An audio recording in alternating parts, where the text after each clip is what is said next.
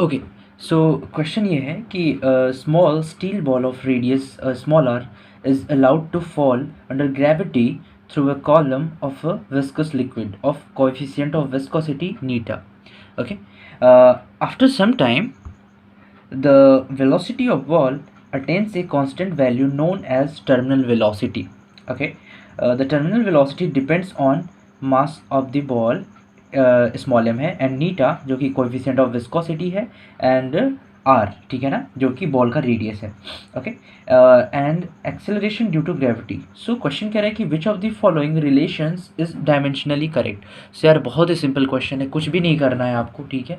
मैंने आपको अब इतना सिखा दिया है कि आप कर ले जाओगे, है ना. तो करना क्या है, आप बस देख लो कि कौन सी चीज़ किस पर डिपेंड कर रही है. सो बेसिकली कह रहा है कि टर्मिनल वेलोसिटी, वो क्वेश्चन में साफ साफ कह रहा है कि टर्मिनल वेलोसिटी जो है क्या कर रहा है, वो डिपेंड कर रहा है किस पे, तुम्हारे मास पे. सो लेट सपोज कि मास की पावर x है ना, और क्या है, और ये है कि नीटा कोएफिशिएंट ऑफ विस्कोसिटी क्या है, वो y पे डिपेंड, लाइक नीटा के पावर y हो गया. आई मीन जो टर्मिनल वेलोसिटी वो इस पर भी डिपेंड कर रहा है.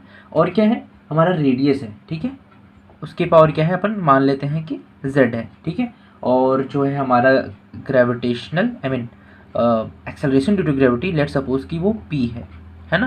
तो यार ये सारी क्वांटिटीज़ हैं, इस पर डिपेंड कर रहा है, हमें इसे ही प्रूव करना है. सो बहुत ही सिंपल बात है. तो पहले काम कर लेते हैं, सबके डायमेंशंस लिख लेते हैं, तो थोड़ा सा काम इजी हो जाएगा, ठीक है ना. देखो डायमेंशन के क्वेश्चंस करने के लिए जो मेन फंडा यही होता है कि सबके डायमेंशंस लिख लो, ठीक है. उसके बाद चीज़ें थोड़ी सी सिंपल हो जाती है, फिर उसके बाद आपको अप्लाई करना रहता है.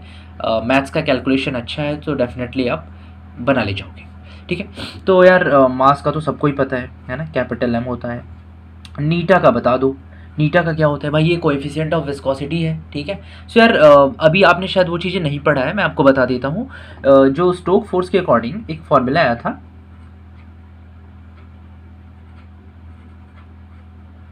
ये आया था, ठीक है. एफ इज इक्वल टू नीटा A D V by D X, ठीक है ना. जब आप ये पढ़ोगे या फिर आपने पढ़ लिया होगा, सो ये फॉर्मूला होता है, ठीक है. एफ इज इक्वल टू नीटा A D V by D X, ठीक है, जहाँ पे D V by D X को वेलोसिटी ग्रेडियंट कहते हैं, ठीक है. और ए क्या है, एरिया है, नीटा कोएफिशिएंट ऑफ विस्कोसिटी है, एफ फोर्स है. तो इसको आप पोटेंशियल मत समझ लेना गलती से, ठीक है ना. ये क्या है, वेलोसिटी है बेसिकली, ठीक है. सो यार नीटा क्या क्या जाएगा, F upon A D V upon D X हो जाएगा. समझे क्या बात, बहुत ही सिंपल है. ओके, सो फोर्स का क्या हो जाएगा, एम एल टी के पावर -2, और ये एरिया का एल स्क्वायर हो जाएगा. और D V by D X में भी वेलोसिटी है, I mean change in velocity है, और ये चेंज इन लेंथ है, ठीक है. तो हमारा क्या हो जाएगा, ये हमारा हो जाएगा एल टी के पावर -1 हो जाएगा, और ये एल हो जाएगा ना, डी एक्स का तो एल ही होता है बेसिकली.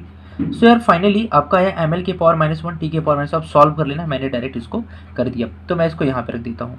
सो एम एल के पावर -1 टी के पावर -1, ठीक है. आर क्या है, आर तो रेडियस है, तो इसका लेंथ ही होगा, है ना.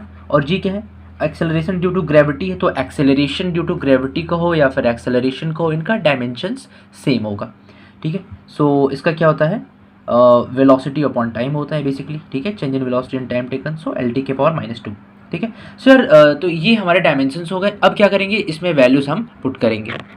ओके, सो मैंने इसको लिख दिया, ठीक है. वेलोसिटी जो टर्मिनल वेलोसिटी उसका एल टी के पावर -1 हो जाएगा, इज इक्वल टू इसका एम कैपिटल एम के पावर एक्स, इसका एम एल के पावर -1 टी के पावर -1 के पावर वाई, एल के power Z and L T के पावर -2 की पावर पी. ओके, सो यार ये मैंने कर दिया. अब आपको क्या करना है, बस कुछ नहीं करना, बस अरेंज कर दो और लेफ्ट हैंड साइड और राइट हैंड साइड को इक्विवेलेंट कर दो. So your answer will be definitely correct, I mean आ जाएगा, है ना. तो मैं कर देता हूँ, है ना, लाइक एक्स प्लस वाई हो जाएगा, ठीक है, यहाँ से. और एल के पावर कितना हो जाएगा, -y, और प्लस जेड प्लस पी, है ना. इसको जेड ही समझना, 2 मत समझ लेना गलती से. और टी के पावर क्या हो जाएगा, -y और -2p. ओके ओके, सो ये हमारा आ गया क्या, हाँ, एल टी के पावर -1 इज इक्वल टू, अच्छा एक काम और कर लेते हैं, यहाँ पे m के पावर 0 कर लेते हैं, क्योंकि हमें कंपेयर भी तो करना है. ओके, सो यहाँ पे हमारा हो जाएगा x plus Y is equal to 0, है ना. दूसरा क्या हो जाएगा, -y plus Z plus P is equal to 1, ठीक है. और -y -2p is equal to -1. Right, so चीज़ें थोड़ी सी सिंपल हो गई, ठीक है गाइस. तो अब क्या करोगे, अब ये करेंगे. ओके, तो यार यहाँ पे जो x plus Y equal to 0 है, तो इसको हम लिख सकते हैं x बराबर -y, है ना. x is equal to -y। और यार जब आप इस तीनों इक्वेशंस को सॉल्व करोगे, है ना, डिनोमिनेटर मेथड से या फिर किसी भी मेथड से सॉल्व कर लेना, ठीक है ना, ये मैथ्स की प्रॉब्लम है तो आप कर लेना। तो मैं डायरेक्ट लिख रहा हूँ। सो यार यहाँ पे जो मेरा x की वैल्यू आएगी एंड y वो सेम आएगा, है ना, सॉरी, x एंड p की वैल्यू जो आएगी वो सेम आएगी, 1 आएगी, एंड y और z की वैल्यू -1 आ जाएगी, ठीक है। एक्स पी की वैल्यू 1 आएगी एंड वाई जेड की वैल्यू -1। आप इन्हें सॉल्व कर लेना, so definitely you will get the same answer जो मैंने यहाँ पे पाया हुआ है, ठीक है। तो आप इसको पुट करोगे, ठीक है। तो जैसे ही आप पुट करोगे तो क्या आएगा यार, मास के पावर कितना आ जाएगा 1, और जी के पावर कितना हो जाएगा 1, और आपका नीटा के पावर -1 एंड आर के power -1, right. So finally you will get the better answer, है ना, B T proportional to M G upon eta R, ठीक है गाइस। सो ये जो है आपका डायमेंशनली करेक्ट फार्मूला है, ठीक है ना। सो डायमेंशनली करेक्ट फार्मूला तभी होता है जब आप उसको डायमेंशन से एनालाइज कर लो, ठीक है, तो you will get the answer. So finally हमने ये क्वेश्चन सॉल्व कर लिया, ठीक है। आई होप आपको अच्छा लगा होगा।